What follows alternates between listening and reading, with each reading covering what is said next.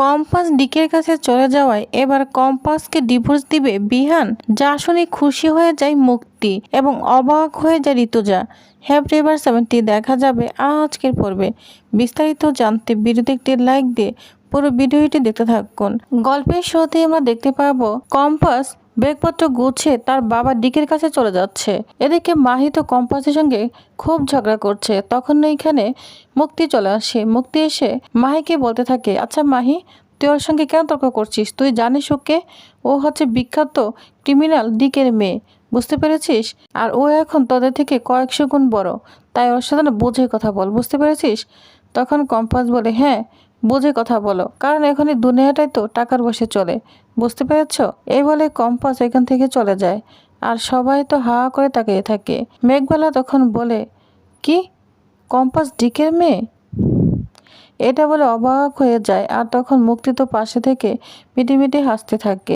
অন্যদিকে দেখা যায় মুক্তি অভিজ্ঞান দত্তকে সব কিছু বলে দেয় যে কম্পাস হচ্ছে ডিকের মেয়ে। যা শুনে তো পুরো চমকে যায় অভিজ্ঞান দত্ত। বলছি, কি বলছো তুমি? তখন বলে, আমি ঠিক বলছি। আর জানেন তো কি হুমকি দিয়ে গিয়েছে? ওই বাড়ি থেকে চলে গিয়েছে ডিকের কাছে। ও বলে গিয়েছে ও হচ্ছে মাল্টিনিয়ারের মেয়ে, সবাইকে দেখে নিবে, কারণ বিহানের সঙ্গে ঝগড়া করে এখান থেকে চলে গিয়েছে। কিন্তু ঋতুজা জানে কিনা আমি ঠিক বলতে পারবো না। তখনই ওইখানে মুনা চলে আসে। মুনা এখানে এসে দাদু বলে সিনকেট করতে থাকে। তখন অভিজ্ঞান দত্ত বলে, ঠিক আছে আমি আপনার সঙ্গে পরে কথা বলছি, এটা বলে ফোন কেটে দেয়। আর এদিকে অভিজ্ঞান দত্ত বলে, শোনো মুনা, তোমার না এসব ছেলে মানুষই আমি আর এখন শুনতে চাই না, আমি একটু ব্যস্ত রয়েছি। মুনা বলে, দাদু তুমি জানো ওই কম্পাসকে? তখন বলে, আমি সব জানি, আমাকে মুক্তি সব বলে দিয়েছে। আচ্ছা তুমি কিছু কম্পাসের সঙ্গে কোনো চক্রান্ত করেনি তো? তখন কান্না করতে করতে মুনা বলে, হ্যাঁ দাদু, আমি ভুল করে ফেলেছি। ও দিনের পর দিন যেভাবে আমার সঙ্গে অন্যায় করে গিয়েছে আমিও সহ্য করতে পারিনি, তাই আমি ওর পিছু গুন্ডা লাগিয়ে দিয়েছি। যা শুনে পরে অবাক হয়ে যায় অভিজ্ঞান দত্ত। আর তার নাতনির সঙ্গে খুব বকাঝকা করতে থাকে। বলছে, এটা তুমি কি করেছো? তুমি তো জানো এখনো কার মেয়ে। ডিকে কত ভয়ঙ্কর লোক জানো? এখন যদি কম্পাসের কিছু হয় তাহলে কি হবে? শুধু তোমাকে নয়, আমাকেও মেরে ফেলবে। ও কত ভয়ঙ্কর লোক তোমার আইডিয়া আছে? এটা তুমি কি করেছ? তুমি তো আমার কোনো কথাই শোনো না, একটা কাজও তো ঠিক মতো করতে পারো না, আর এখন এসেছো কম্পাসের পিছনে গুন্ডালেরি দিতে। কম্পাসে যদি কিছু হয় তাহলে কি হবে? তখন কান্না করতে থাকে মোনালিসা আর বলতে থাকে, দাদু আমি তো ভুল করে ফেলেছি, এখন গুন্ডাগুলো তো ওর পিছনে অবশ্যই ফলো করছে, তাহলে এখন কি হবে? ওর যদি কিছু হয়ে যায় ওই ডিকে তো আমাদের কাউকেই ছাড়বে না। বলো না দাদু এখন কি করব? কিন্তু রাগারাগি করতে থাকে মুনার দাদু। তখন বল, আচ্ছা তুমি গুন্ডাগুলোকে এক্ষুনি ফোন দাও যাতে সরে পড়ে। মুনা তখন বলে, দাদু এটা আমি আগেই করে ফেলেছি, কিন্তু গুন্ডাগুলো কিছুতেই ফোন ধরছে না, এখন কি করব দাদু? এটা বলে কান্না করতে থাকে। এগুলো আড়াল থেকে সবই শুনছিল মোনালিসার মা। তখন মোনালিসার মা এখানে চলে আসে। বলছে, বাবা আপনার যা করছেন না খুব ভালো করছেন, কারণ আপনার নাতনি এবং আপনাকে দুজনে আমার কোনো ভরসা নেই, বুঝতে পেরেছেন? তখন অভিজ্ঞান দত্ত বলে, বাহ তুমি আবার আড়িপেতে কথা শুনছো, এটা তোমার অভ্যাসে দাঁড়িয়েছে তাই না? তখন বলে, হ্যাঁ বাবা আমি আড়িপেতে শুনছি, কারণ আপনাদের দুজনকে আমি কোনো ভরসা পাই না, তাই শুনেছি। এবার না আপনার নাতনি না ফোন দিবেন ওই গুন্ডাদের, আপনি ফোন দিবেন, কারণ আপনাদের কথা শুনে আমি যেটা বুঝতে পেরেছি ডিকে একজন ভয়ঙ্কর লোক, তাহলে আমাদের কাউকেই ছাড়বে না। তাই আপনি এবার ফোন দিবেন কম্পাসকে, বুঝতে পেরেছেন? কম্পাসকে ফোন দিয়ে সমস্ত কিছু খুলে বলুন আর ওকে অ্যালার্ট থাকতে বলুন। এবার আপনি ফোন করবেন বাবা, আপনাকেই ফোন করতে হবে, করুন ফোন। তখন অভিজ্ঞান দত্ত কম্পাসকে ফোন করতে থাকে। কম্পাসের ফোন বেজেই চলেছে, কম্পাস কিছুতেই ফোন ধরছে না। তখন বলে, কম্পাস তো ফোনই ধরছে না। এটা বলে তিনজনই খুব ভয় পেতে থাকে। এদিকে বিহান চিন্তা করছে কম্পাসকে নিয়ে। কম্পাস তার সঙ্গে ঝগড়া করে বাড়ি ছেড়ে চলে গিয়েছে চিরদিনের জন্য। বিহানের সঙ্গে কম্পাস আর কোনো সম্পর্কই রাখবে না, কারণ বিহানের অপমান কম্পাসের সহ্য হচ্ছে না। এগুলো ভাবতে থাকে বিহান। তখনই মোনালিসার মা ফোন দেয় বিহানকে, কিন্তু বিহান কিছুতেই ফোন ধরছে না। তার মনে খুব কষ্ট রয়েছে, কম্পাস তাকে ছেড়ে চলে গিয়েছে, কিছুতেই ফোন ধরছে না, ফোনটা বেজেই চলেছে।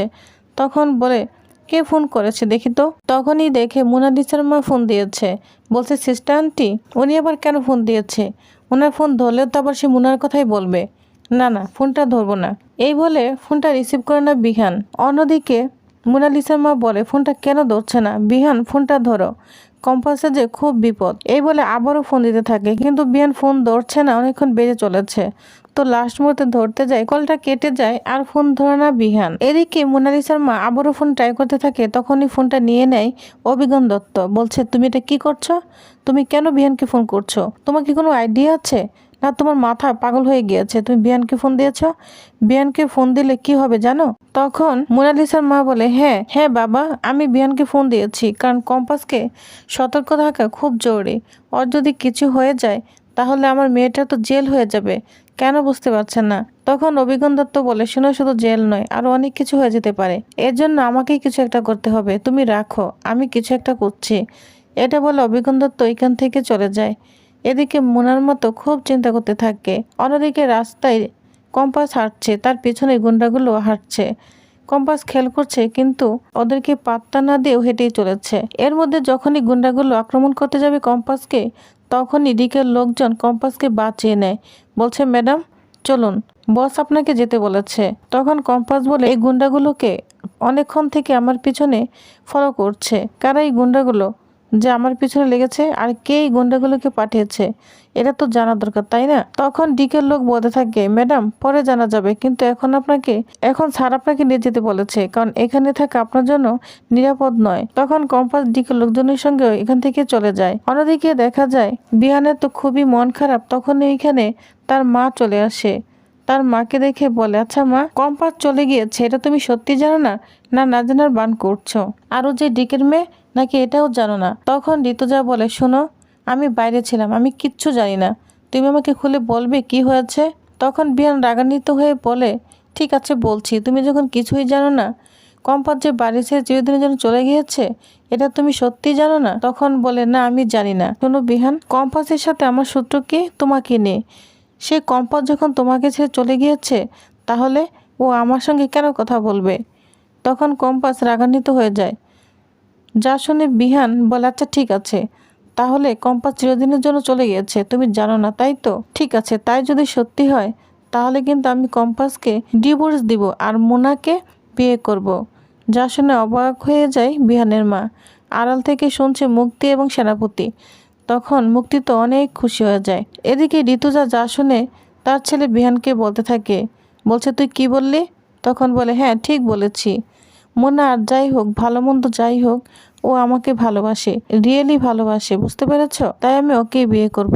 এটা বলে যখন বিহান চলে যাবে, ওই মুহূর্তেই মুক্তি বিহানকে বলে, বাবা এই মুহূর্তে না তুই ঠিক প্ল্যানটাই নিয়েছিস, মোনাকে বিয়ে করার প্ল্যানটা করেছিস, ঠিক হয়েছে। তখন তার কথা শুনতে চায় না বিহান, চলে যাবে।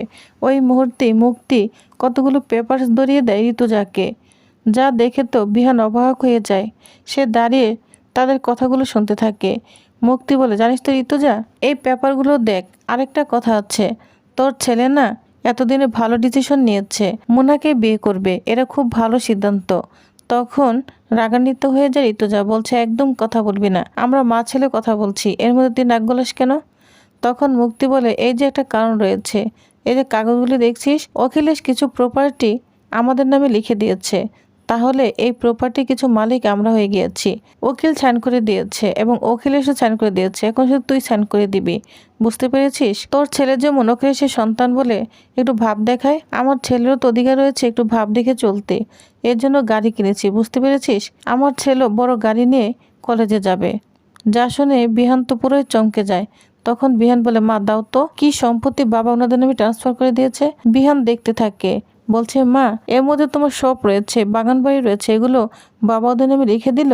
তখন মুক্তি বলে, হ্যাঁ লিখে দিয়েছে তো, এই ঋতুজা দেখ, ওকে সাইন করে দিয়েছে, এখন শুধু তুই সাইন করে দিবি। তখন ঋতুজা বলে, বেশ সাইন করে দিব, কিন্তু 2 দিন পর। জানিস তো বাড়িতে কম্পাসকে নিয়ে ঝামেলা চলছে, কম্পাস ডিকের কাছে চলে গিয়েছে, সারা জীবনের জন্য চলে গিয়েছে, বিহানের সাথে সম্পর্ক ছিন্ন করে। এটা নিয়ে সমাধান শেষ হোক, তারপর আমি তোর ব্যাপারটা দেখবো, বুঝতে পেরেছিস? যা শুনে মুক্তি তো পুরোই অবাক হয়ে যায়। তখন ঋতুজা বলে, জানিস তো এই সম্পত্তির আমিও সিদ্ধান্ত নিয়েছি, এই সম্পত্তি নিয়ে না বিস্তারিত আলোচনা করার দরকার রয়েছে অখিলেশের সঙ্গে। এটা শুনে মুক্তি পুরোই চমকে যায়। তো প্রিয়বাস, তাহলে আপনাদের কি মনে হয়, এবার অখিলেশ কি তাহলে সম্পত্তি সত্যি ভাগ করে দিল মুক্তিকে? তো কি হতে চলেছে নেক্সট আপডেটে জানতে অবশ্যই আমার সাথেই থাকুন। ধন্যবাদ।